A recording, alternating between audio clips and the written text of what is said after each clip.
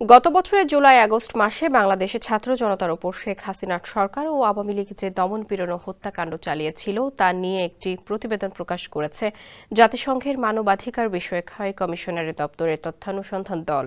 বুধবার এই প্রতিবেদন প্রকাশিত হয়। এ নিয়ে দেশের গণমাধ্যমগুলোর পাশাপাশি গুরুত্ব সহকারে খবর প্রকাশ করেছে BBC, CNN, Reuters, Al Jazeera ও দ্য নিউ ইয়র্ক টাইমস সহ প্রায় প্রত্যেকটি খ্যাতনামা আন্তর্জাতিক গণমাধ্যম।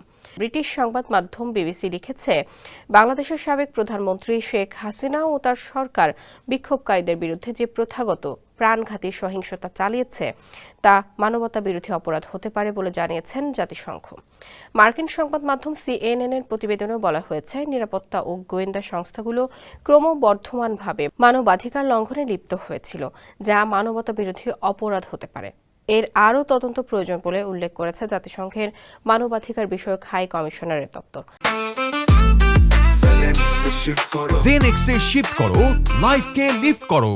জাতিসংঘ প্রতিবেদনের কথা উল্লেখ করে বার্তা সংস্থা রয়টার্স বলেছে, বাংলাদেশে আন্দোলনের প্রতিক্রিয়ায় গুরুতর মানবাধিকার লঙ্ঘনের ঘটনা ঘটেছে। কাতার ভিত্তিক সংবাদ মাধ্যম আল জাজিরার খবরে বলা হয়েছে, বাংলাদেশের সাবেক সরকার সম্ভাব্য মানবতাবিরোধী অপরাধ করেছে বলে জানিয়েছে জাতিসংঘ।